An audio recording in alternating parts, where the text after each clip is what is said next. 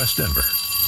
Sleep deprived and heavily caffeinated. All right, let's do this then. This is the Jeff and Bill Show. I don't agree with that. They don't always agree, but hey, at least they have coffee. Coffee. And each other. I love you, man. God help us. I want to bless him. We need all the help we can get. Now here's Jeff Hunt and Bill Thorpe. The Jeff and Bill Show on News Talk 710 KNUS.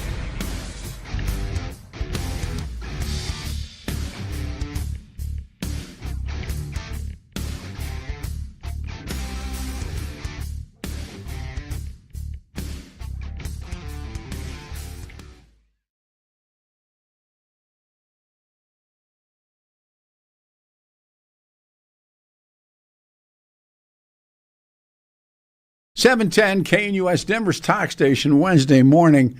There's a lot going on behind the scenes with apologies to out there. Wednesday morning, 9 of July, 2025. Good old 710 KNUS. We are Denver's talk station, 303-696-1971. 100 degrees, the high today, 93, partly cloudy. Tomorrow, Thursday and Friday, 85 degrees. It is time for the Olson Report. What a morning it has been. Ladies and gentlemen, plunk your magic twanger, Froggy. Here we go.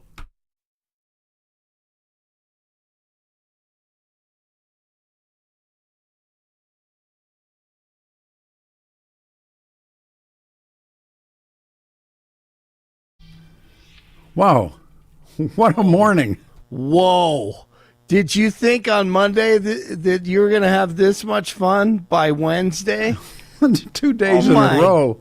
Goodness. Come on. That was incredible, Pete. That guy is amazing. And he comes in and he called me and he said, I know them. And I said, know who? He said, I know Jeffrey Epstein. Oh, I met him. Goodness. Yeah, so. You just keep on pulling them, man. Well, 51 years in the business. Oh my! And still make major mistakes. So, that wasn't a mistake. That was unbelievable. Let's see what tomorrow brings. I mean, again, right? Because I have a good friend in studio sitting next to me for the next segment. But number one, do you believe there was a cover up with this with Epstein, and a cover up? And my friend's going like that. I certainly believe it. And so historians would then ask, given the Watergate investigations, if there was a cover-up, what was it, or clearly, what is it that they do not want you to see and or hear, or what goes with it? Right. There's something. And what Mike just said, I kind of agree with him. I mean, maybe it's trying to be pulled into World War III. Has something to do with that. I believe that. I really do. I mean, nothing would shock me at this point. Do the news, and we'll meet again tomorrow morning at 9. All right. No, we got one more to do. We got one more cast. It is all yours. I thought you were going to let me leave. Where I was. Come back, please, Peter.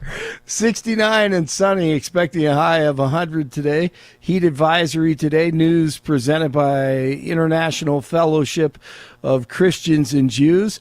Now is the time to stand with Israel. Call 800-301-1188. That's 800-301-1188. Or go to 710knus.com and click on the big red Stand With Israel banner at the top of the page. Our top story, police investigating a late-night shooting in Denver's Lowry Field neighborhood. Officers called to the 500 block of Alton Way just after 9:30. A man with gunshot wounds was pronounced dead at the scene. Investigators asking anyone with information about the shooting to contact Metro Denver Crime Stoppers. The death toll remains around 110 today following the devastating flooding in central Texas. On top of all of that, Texas Governor Abbott confirms more than 170 people are still missing days after the region was hit by sudden flash flooding. While the odds of locating any survivors are dropping, Governor Abbott has made it clear that no one will rest until every person missing is accounted for.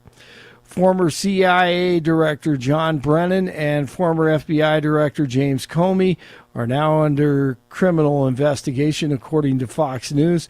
They're being investigated for creating the Trump-Russia hoax, Russia, Russia, Russia, with lie after lie after lie.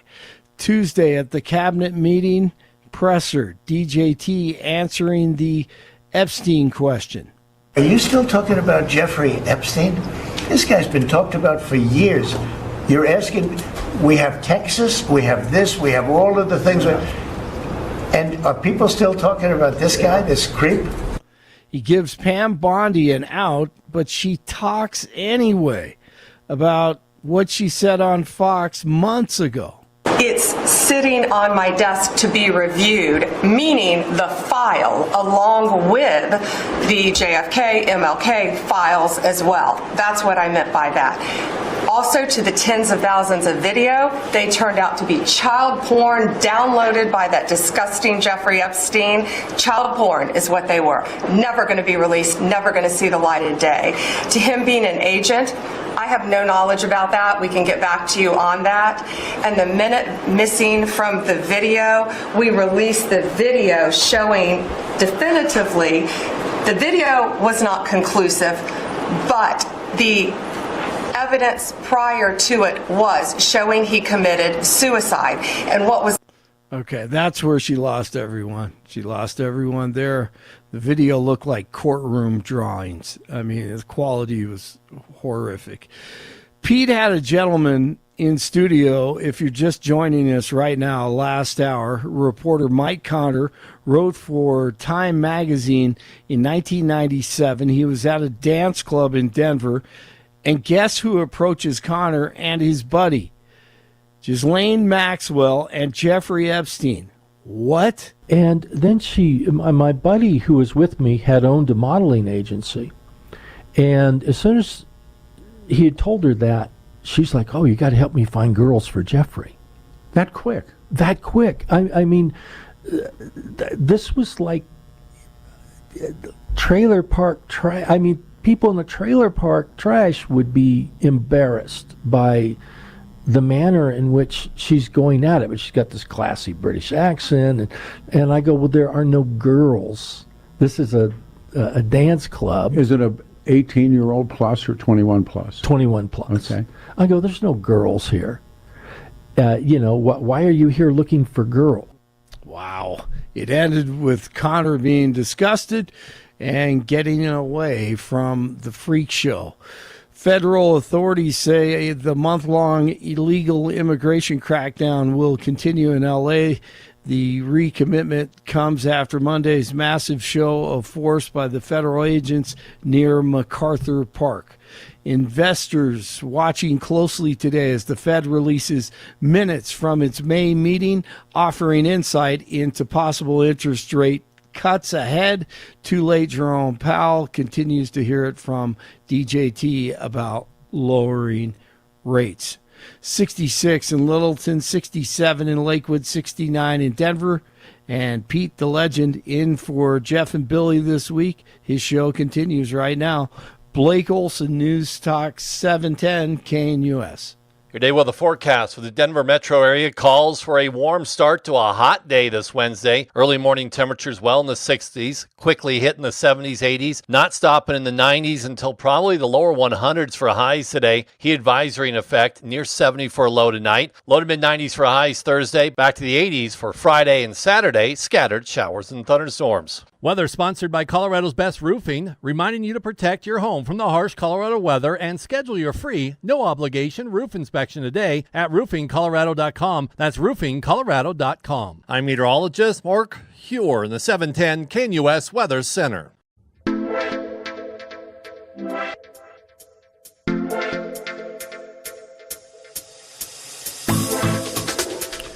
Wednesday morning, everyone, the 9th of July. Boy, these last couple of shows have just been incredible. Good old 710 KNUS. I'm Peter Boyles. Good to have you here. 100 the high today, 93 Thursday, and 85 on Friday. I'm here until Saturday morning, and then the guys come back on Monday. We're going to do the next hour, and it's the first time we've met, but we've spoken on the phone. His name is Ian Escalante, and he is with Rocky Mountain Gun Owners. Then next hour, we'll catch up in open lines. Everybody's chomping at the bit about 15 different topics, and so we'll give it into the next hour. Colorado has recently enacted these new gun laws that took effect on July the 1st of 2025, so they've been in here for 9 days now. And the laws primarily focus on, they say, safety, storage, purchase, and sales, but I think it's far more insidious. Ian, welcome to the show, man. It's good to finally meet you. Good to have you here. Yeah, good to meet you as well. Glad to be back. I've been in this studio a handful of times with Jeff and Bill, so it's good to be here with you. Let us begin your background so folks know who you are. Absolutely. So my name is Ian Escalante. I am the executive director for Rocky Mountain Gun Owners. We are Colorado's only no-compromise Second Amendment organization. We fight in the courts, we fight in the election, and we also fight in the legislature against gun control. And we are one of the few groups that actually goes out there and does all three. And this session we saw something that we have never seen before, and that is when the Democrats, and I don't even really, it's not even you a and I party talked thing about this point. often. Yeah, it's not even a party thing at this point. It's just the leftists are hell-bent on destroying our rights, on eviscerating our Second Amendment, and turning us into slaves. And having said that, we both agree on it's not the fault of the Democrats. The Democrats are doing what the Democrats believe is you and I had this conversation. The Democratic Party and the Democrats in Colorado believe they are doing the right thing. The Republican Party, we were talking about boxing. Yeah. You know, Buster Douglas did not win that fight. Mike Tyson lost it. Fighters win, fighters lose. So how would I expect with there's no one standing there, no one exchanging punches. I say this collectively, what did you expect to see happen? Exactly. I mean, the problem is the GOP's too busy punching themselves. And it's awful. The fact of the matter is that you see so many organizations that will fight tooth and nail to stop a grassroots conservative candidate from winning. And we've seen this happen over and over and over again. We saw it happen in the primaries last year. We've seen it happen in the last few cycles. And then what happens? You get these Republicans that they go up there and they pretty much vote like Democrats, and they put their name on bills with Democrats, and then they run around and go, well, I just got to get things done. No, you're literally playing patty cake with the enemy, and you are helping them out and you're legitimizing them. And on the other hand, they can't, in both elections, Donald Trump loses in Colorado. And so how do you, and I've had long conversations with Chuck Monowell, how do you have someone run for office that has your interest at heart, and yet in a state where you got no shot? I mean, we're almost become, we are now, the number 2 crime state in the nation. I mean, that's a manifestation of the politics of the Democratic Party. It's just legit. So now I know the requirements, and I've read this, and thanks to Dudley, Colorado now requires firearms to be stored. I'm going to bring up some issues, Sure. And then you talk to them. When you carry one in your vehicle, now what does the new law mean? What does the new law say? Sure. So the new law says that if you're leaving your firearm unattended in your vehicle, you have to either put it in a hard-sided locked container, and it has to be stored out of sight within your vehicle. Otherwise, you could suffer.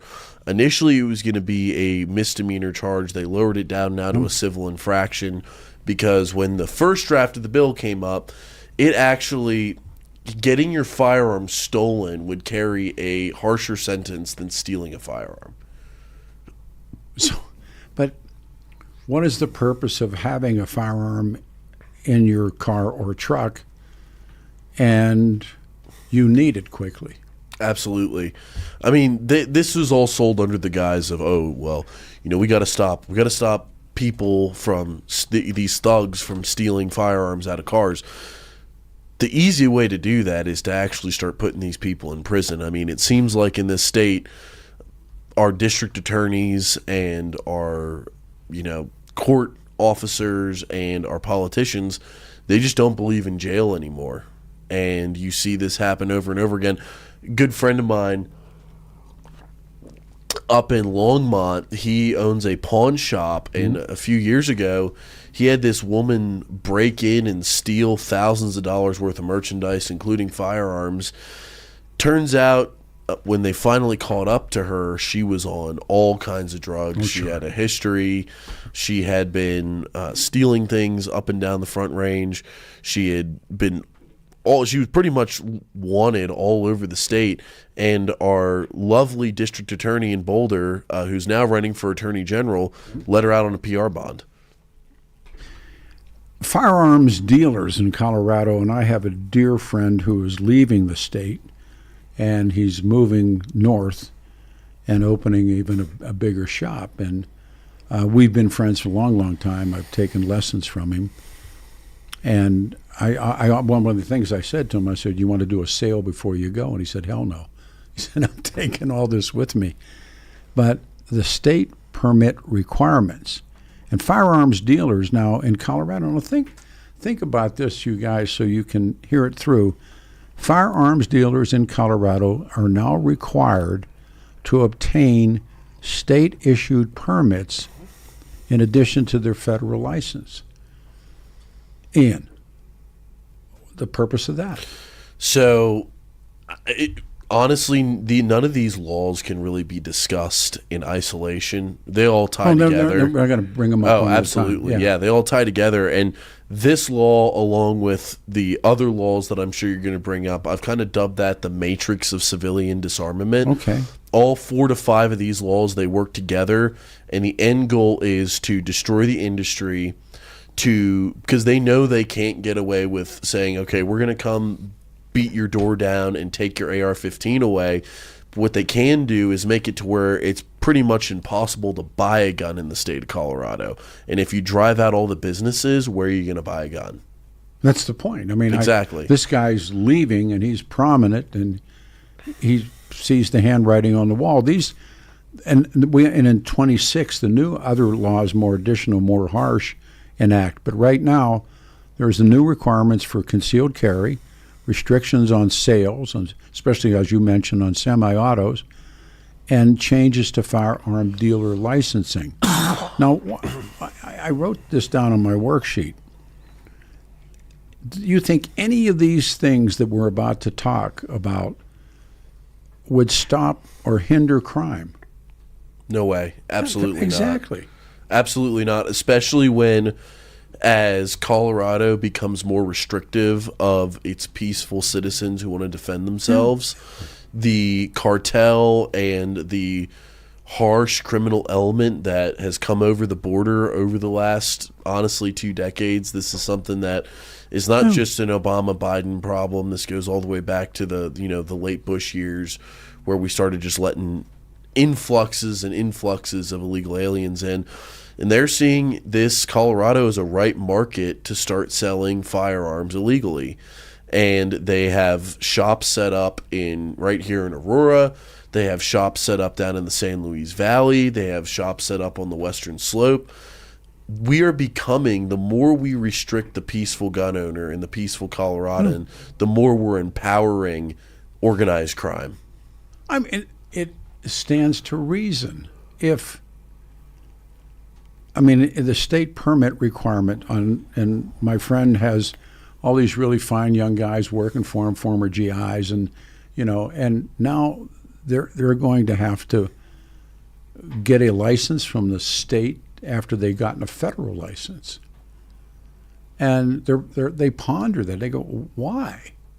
And if you can pass the federal requirements to become a worker in a gun store, Why do I need a very left-wing state to test me, to give me approval to go to work? And I'll tell you exactly why. And this goes all the way back to the magazine fight. So during the magazine fight in 2013, I believe it was 61 or 62 of the 63 or 64 elected sheriffs said, no, this law is bogus. We're not going to enforce it. So for the longest time, I mean, really up until about now, you've still been able to buy standard capacity magazines because we have good sheriffs in this state who were not going to allow Denver's tyranny to infect the state. Well, the issue is that the commie leftists down under the Gold Dome, they hated that. They hated it with a passion. They were actually sending anti-gun activists around to these gun shops, trying to report them for selling, they're selling these high-capacity assault magazines. Well, what they did with the permitting now is now that in order to conduct business as a firearms dealer in the state of Colorado, you need to get permission from DOR. They've completely circumvented the sheriffs now. So it doesn't matter if the sheriffs say, I refuse to enforce it. If you don't comply as a gun dealer, the state will just pull your permit and report you to the ATF. Sheriff Reams has already told me that he's going to have to hire, and they're on a really strict budget, more employees to do precisely that. Yep. And he said, we don't have time or effort to do it. The enhanced training, we've talked about this a couple of times. And by the way, if you fail to obtain state permits and take your employees back through all of this, what potentially can happen to you? Well, you'll be shut down. You won't be allowed to conduct business as a firearms dealer in the state of Colorado. You will be reported to alcohol, tobacco, and firearms, which the good thing now that President Trump is in office is that the Department of Justice has more or less done away with Joe Biden's zero tolerance rule. So under zero tolerance, if you were to get reported to the ATF for not complying with state law, such as the state permit, the ATF would also yank your federal license. I don't know how that's going to work now that zero tolerance has been mostly repealed, but at the very least, there's a marginally more friendly ATF than we had, last year. There's two statements that come from historians. One is the First Amendment remains simply because of the Second, or because of the Second. Absolutely. It supports the First. The other one is when you disarm a society, you're asking for bigger problems than the armed and a society of civilians that have weapons. And Jefferson is clear about it, and he's clear about the purpose of it, and it isn't to shoot turkeys and white-tailed deer. Jefferson feared the three Jefferson great fears, and I'm a Jeffersonian in terms of reading. He feared a standing army, so that's why he wanted the regulated militia. He feared a standing army. He feared a national bank, which of course we have in the Federal Reserve. Yep. And he feared a national church, because he saw what the Church of England could do, and he saw what the Catholic Church could do in Europe. So he feared a national church, a standing army, and he wanted you to have that Second Amendment, not because you hunted turkeys and deer. He had that so, and as people have pointed out, maybe they haven't pointed out, but when the shot that was fired that was heard around the world, the beginning of the American Revolution, that was a gun grab. It was. That was a gun grab. Absolutely. We got a break. We're coming back. Hang on. Stand here, 710 KNUS.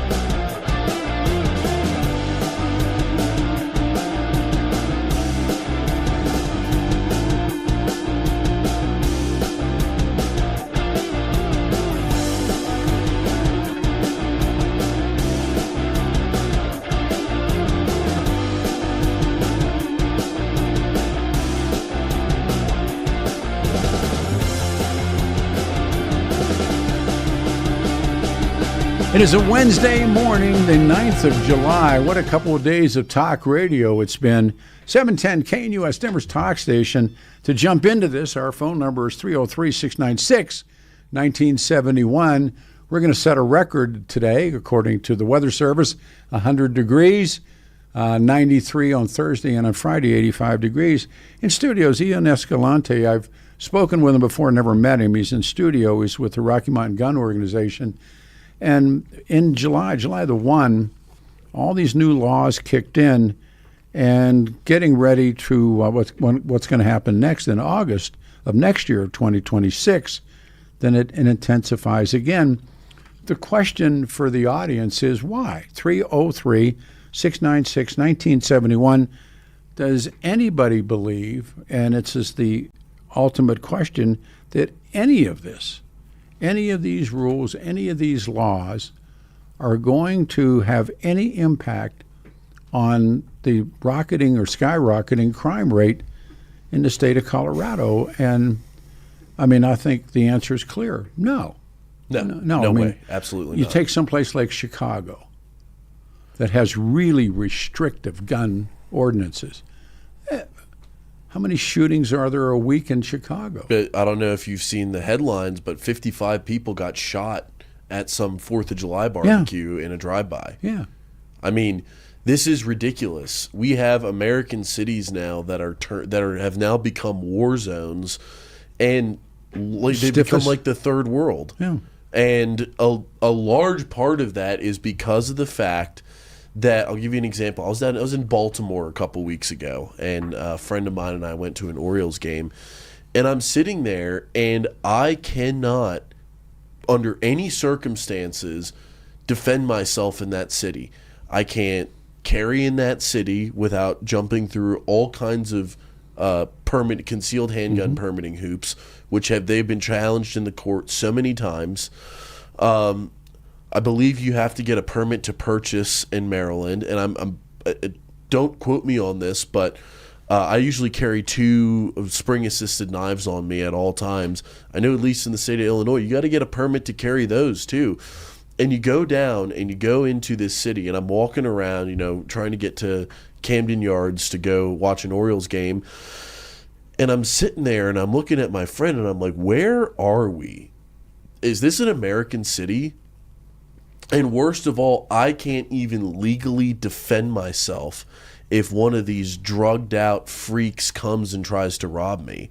I mean, this is what is happening. This is what we're going to become.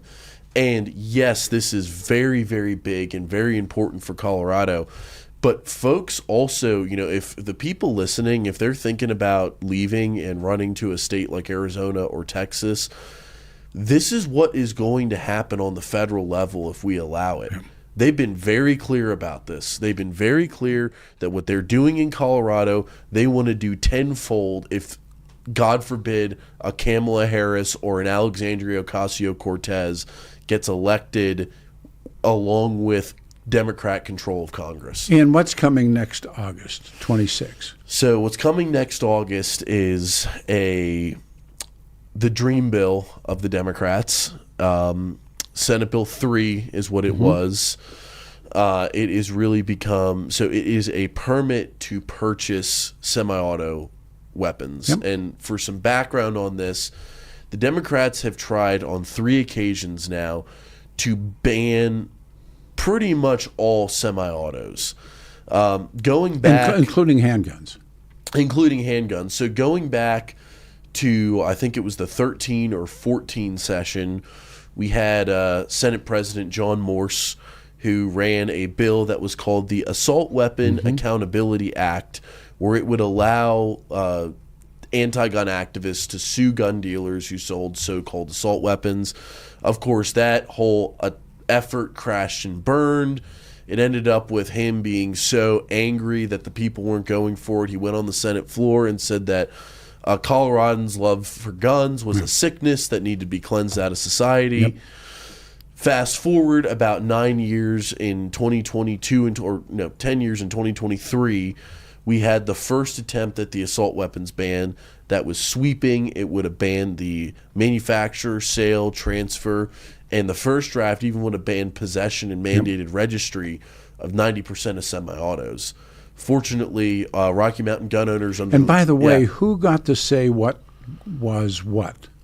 In other words, what was a semi-auto? Who got to make that call? The lawyers at Everytown and all the Bloomberg-backed anti-gun organizations. I mean, and I want to get to, all this ties together. This is not just a Colorado-specific issue. I'm seeing this happen all over the country right now. So they tried that. Fortunately, RMGO, under the leadership of Taylor Rhodes, was able to defeat that awful measure, kept it from getting out of committee. Last year, they tried again. That's when I was working on the capital operation for RMGO. We were able to block it from getting out of committee in the Senate. And then this year, they refiled the bill as a semi-auto ban, but they realized they didn't have enough votes for it, so they turned it into a permit-to-purchase system. Sitting in studio with us from Rocky Mountain Gun Owners, Ian Escalante is here. And these new laws were enacted July 1, and there's new August 26th. It comes more, but it's the frog in the pot. It's take a little here, take a little there, take a little there, and then pretty soon I got what I want. And enhanced training, and the new requirements now for obtaining or renewing. And I have a CCW, and I have a couple more years on mine. 8 hours in person training. Covering topics like safe storage, handling, and live fire exercise. And the law specifies the training must be in person. The live fire requirements, you have to do it in front of an instructor. Then the background check, a new background check. Applicants must, and again, do background checks far beyond. And I just went through this because I had to go get mine renewed, and you would think that I wanted the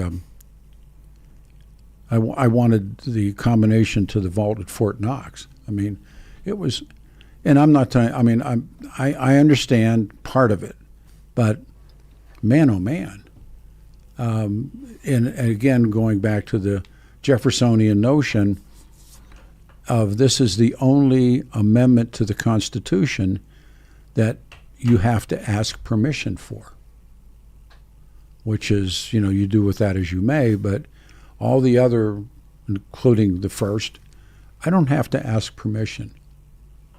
No. For that. You should not have to ask permission. Yeah. And if you look actually, and any liberal that's listening to this is probably going to send Kyle Clark after me for saying this, but the fact of the matter is if you look at the history of concealed carry permits, what are they rooted in? That was the Florida studies, and they said nothing. It was nothing. The predictors were wrong.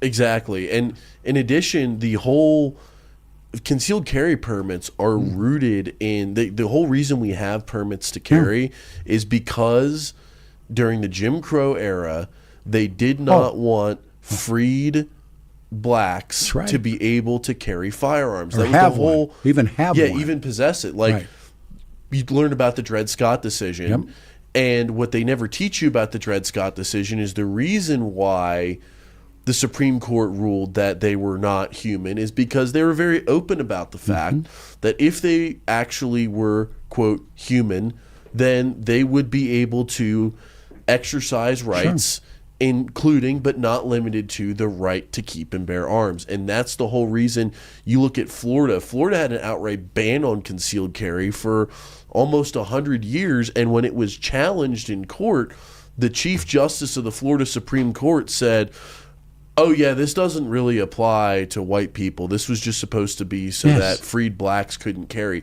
So all of this is rooted Wasn't in Florida the first oppression. state? Wasn't Florida the first state to allow concealed?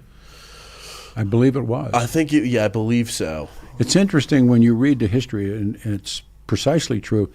In Reconstruction, and African Americans were not allowed to have weapons, even under Reconstruction.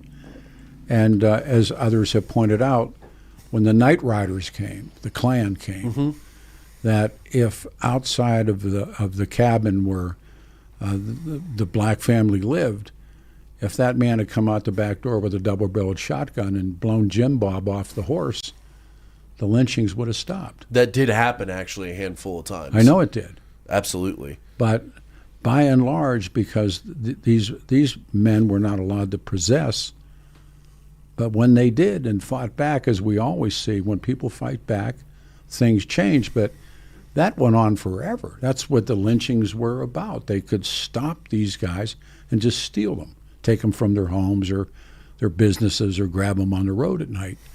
Had they been able to, like I said, knock Jim Bob off the horse, things might have been a little different. Absolutely. And the whole point of saying that is not to get into some deep discussion about race, but the point of saying it is that disarmament and slavery, whether an oppression and tyranny, have always worked hand in hand.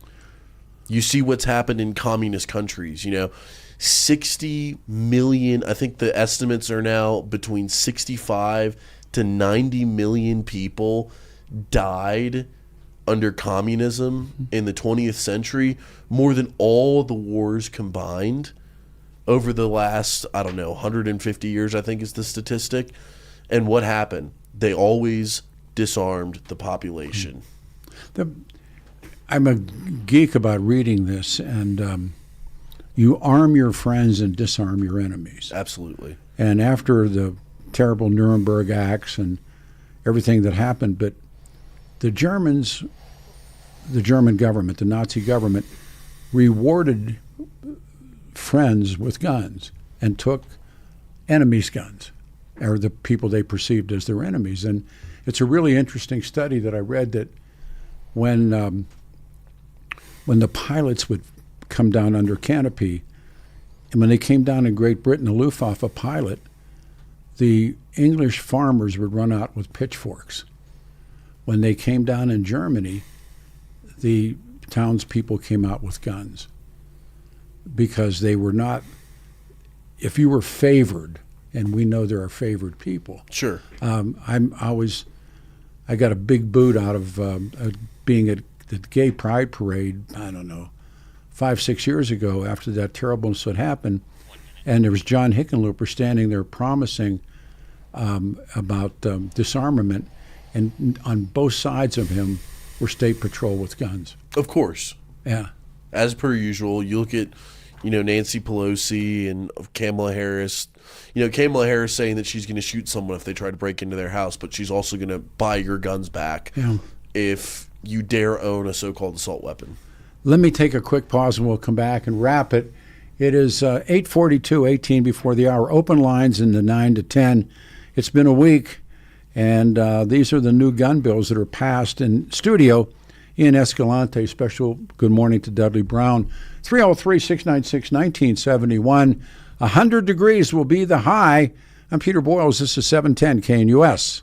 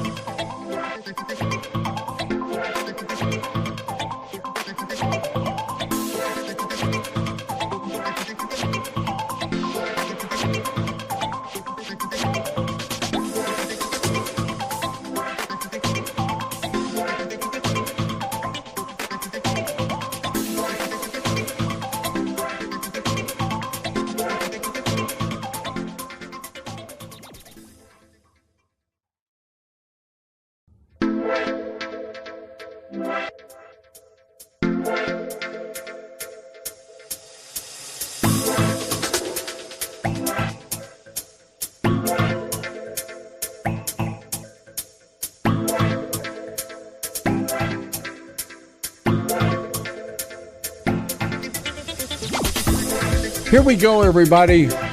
Coming up on the final segment, then we go to open lines on the other side. Ian Escalante is with us, Rocky Mountain Gun Owners. Going to be a hot day, 100 degrees. It's a Wednesday.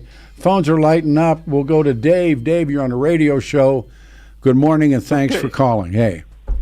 Good morning. Couple questions, and I brought this up to you actually many years ago now, Pete, and this movement proves it. We will not become a police state by force. We will become a police state by public acclamation.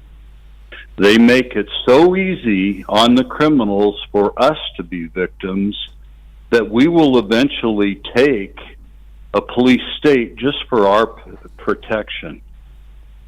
Well, the question is age-old and historically old, is what does happen when I mentioned a book yesterday, and it was a reader, a combination of things, and I read it in grad school, and it was entitled When Men Revolt and Why. And it was a series of historians that gave the examples of why there were revolutions. And the case that they made was that men revolt on their knees, not on their backs. That when I can get to my knees, I want to stand up. And I don't know what's going to happen or what's going to come, but if you have a place like North Korea, which is a classic example, everybody's on their backs.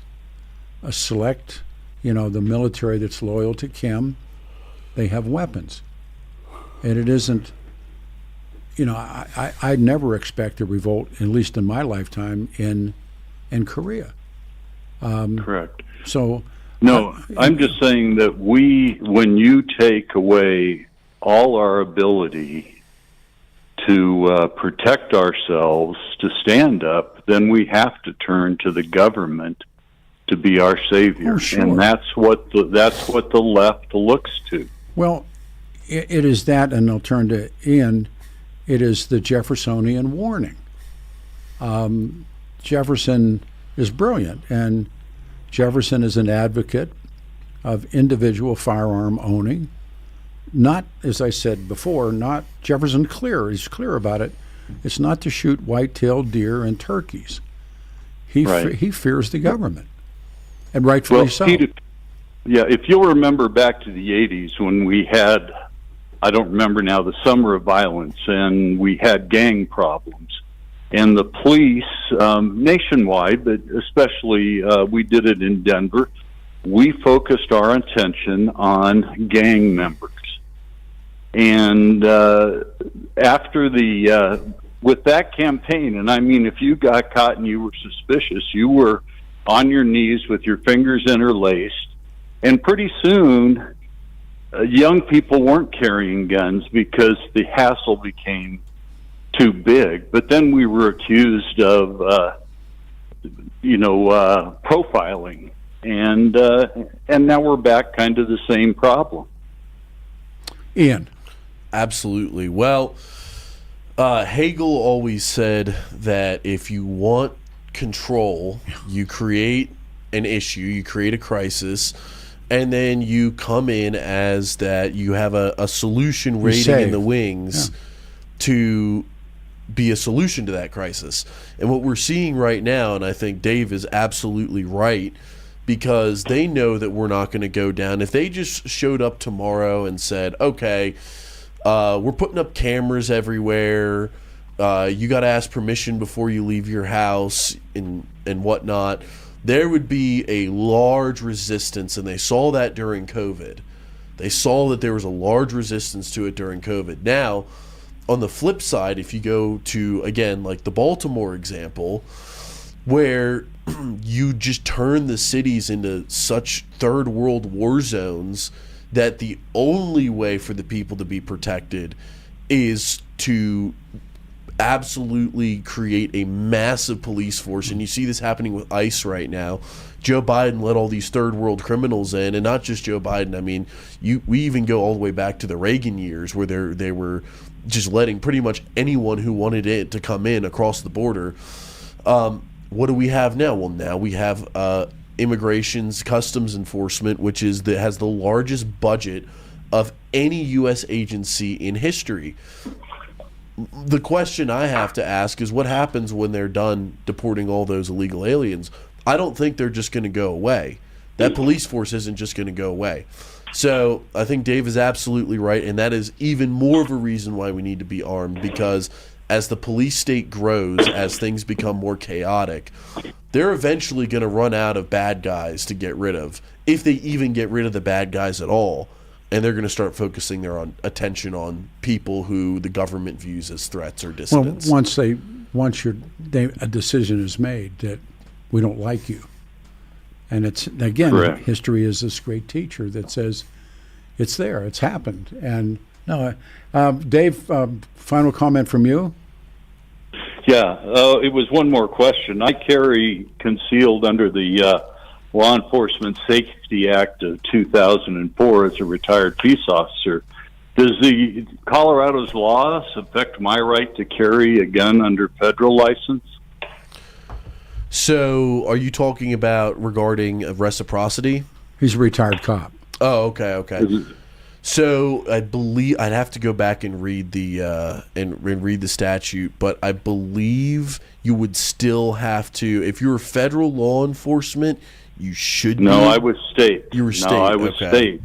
But public law allows me to carry a gun as long as I qualify once a year to an agency. Yeah. Now, can they affect that? Honestly, I'd have to go back and read the statute. So that's something that I can, what I can do is I can go back and look at that, and I can send it over to Pete, and he can mention it on the air. But no, I don't know the details of that. I believe you would. I honestly don't know. I would have to go back and check on that. Fair enough. Okay, thanks for you guys' time. Thanks, David. Be safe.